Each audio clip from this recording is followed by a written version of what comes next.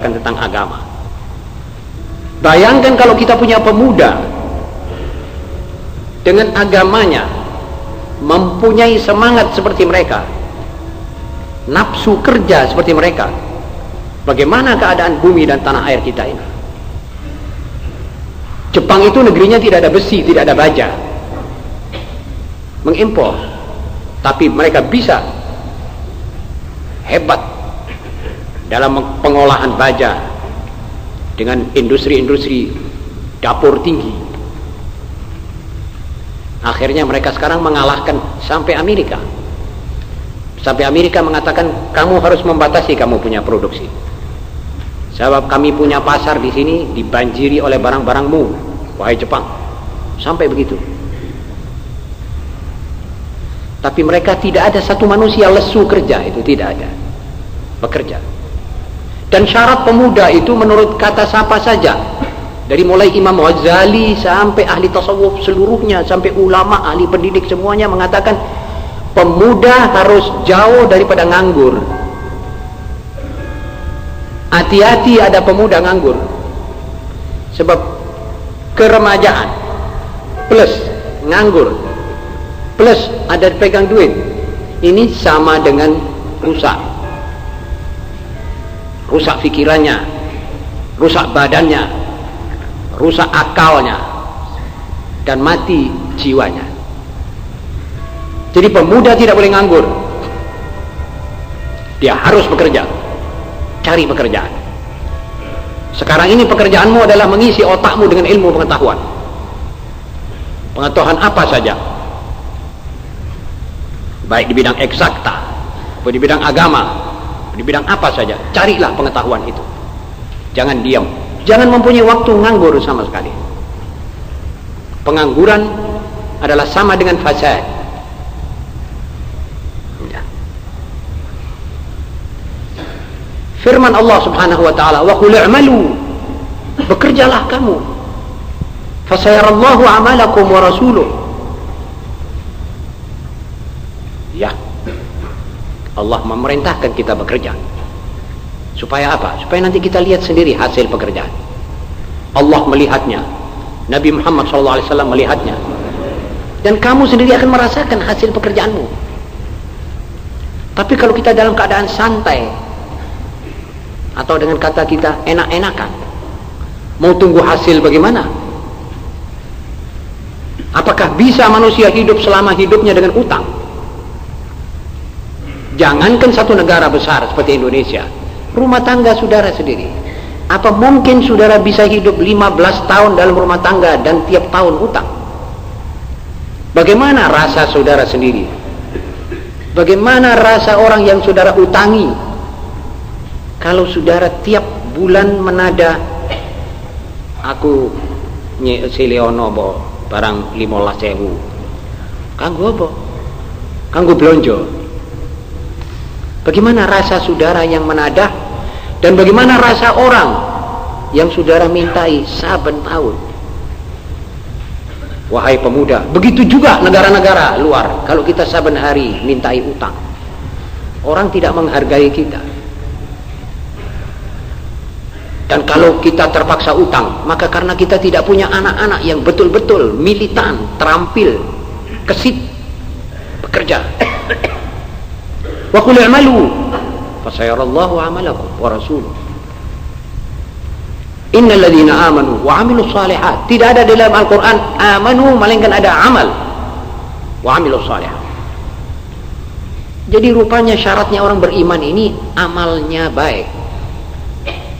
Kalau saudara kerja kecil-kecilan itu amal soleh. Apalagi kalau sebelumnya dipasang niat bahwa saudara akan mencari rezeki ini buat membantu rumah tangga, buat membantu meringankan beban kedua orang tua, dan seterusnya dan seterusnya. Itu namanya amal soleh, itu ibadah. Jadi pencarian saudara ibadah.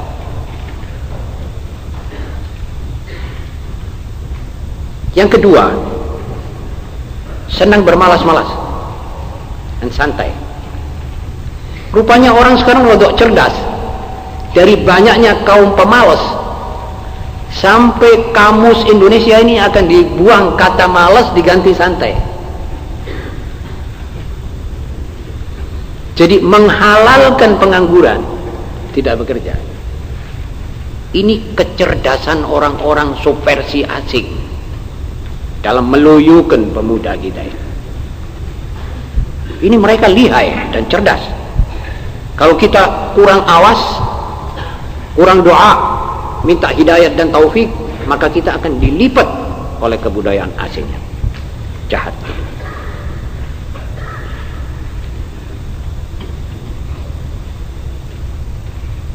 Mereka berusaha supaya seperti tadi saya katakan, kata malas dihapus dari kamus Indonesia dan diganti dengan santai. Nah, penggunaan kata santai ialah seperti tadi saya katakan adalah satu cara menghalalkan malas dan hidup malas. Dengan dalil santai ada usaha untuk membuktikan bahwa usaha keras itu adalah merugikan hak kemanusiaannya manusia. Dibalik, jadi orang yang kerja giat itu dianggapnya merugikan. Sudah terbalik. Bermalas-malasan ini semua umat pantang malas. Orang-orang Badui di Sahara itu anaknya disuruh kerja. Kalau tidak ada kerja, gembala apa ternak yang ada pada ayah. Kamu harus pergi gembala, cari makanmu, cari hidupmu, tawakkal ala Allah, kau jangan diam.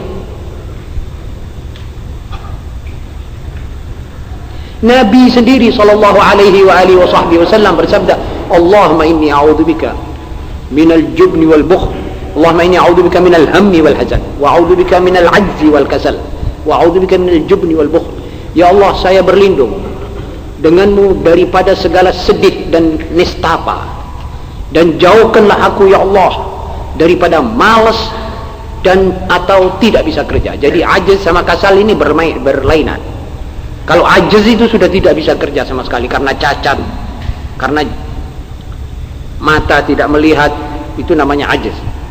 Tapi kalau kasal ini malas. Berlindung beliau daripada kemalas-malasan. Itu penyakit.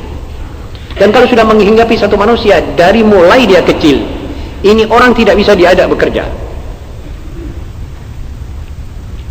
Kata ahli pendidikan sekarang ini, pemuda umur 10 sampai 20 tahun jangan dikasih kesempatan untuk nganggur. Nganggurnya itu biar dia tidur. Waktu tidur istirahat. Selain itu kasih pekerjaan, kerjaan tangan, kerjaan menulis, pergi ke sana, ambil barang, jual atau seterusnya. Ma'asyiral muslimin. Yang ketiga, mengutamakan hiburan. Ini gejala umum. Di mana-mana sekarang ini orang mengutamakan hiburan. Sebisa-bisanya pemuda sekarang mau hidup sepanjang hari dengan sepanjang hari penuh dengan hiburan, tontonan. Dan kalau misalnya football, rame semua lihat itu football. Lupa ini maghrib kah, sholat kah, lupa. Tontonan dulu, hiburan. Biasanya orang yang menghibur diri ini orang yang sudah capek, lelah bekerja. Ini tanpa kerja, tontonan ditambah. Jadi mengharapkan pemuda yang model begini lebih jauh lagi daripada mengharapkan gagak bisa keluar ubannya. Di mana ada gagak ubanan? Hatta yashibal ghurab, kata pepatah Arab. Tidak mungkin itu gagak beruban jadi putih rambutnya. Berat. Tontonan. Dan sekarang ini jelas bahwa spontanitas kaum pemuda adalah tertuju kepada apa-apa yang bernilai hiburan. Kemampuan menerima yang bukan hiburan sangat merosot. Jadi kalau kita bicara tentang sesuatu yang tidak ada sifat hiburan, itu berat, kurang ada asosiasi, kurang ada entusias, tidak menerima sesuatu kecuali yang bersifat hiburan. Ma'asyiral muslimin, dalam Al-Quran disinyalir orang-orang begini ini adalah orang-orang yang betul-betul tidak ingat kepada Allah. Alladzina ittakhadhu dinahum huzwan wa la'iba. Innamal hayatud dunya la'ibun wa lahu. Jadi kita ini diajak oleh subversi kebudayaan asing ini untuk melibatkan diri, memutarkan diri dalam arusnya la'ibun wa lahunya dunia ini. Dunia ini sebetulnya banyak sifat-sifat yang tidak serius, main. Kita mau diajak ke situ. Kalau kita sudah ke situ, berarti kita sudah tidak bisa keluar lagi dari arusnya air yang memutar ini, terus ke dalam. Sampai nanti itu hiburan, tontonan, main-mainan, itu merupakan satu hobi. Dan berat untuk membuang hobi ini dari pikiran seorang muda. Kalau sudah melekat, seperti nyeretnya orang rokokan, berbahaya.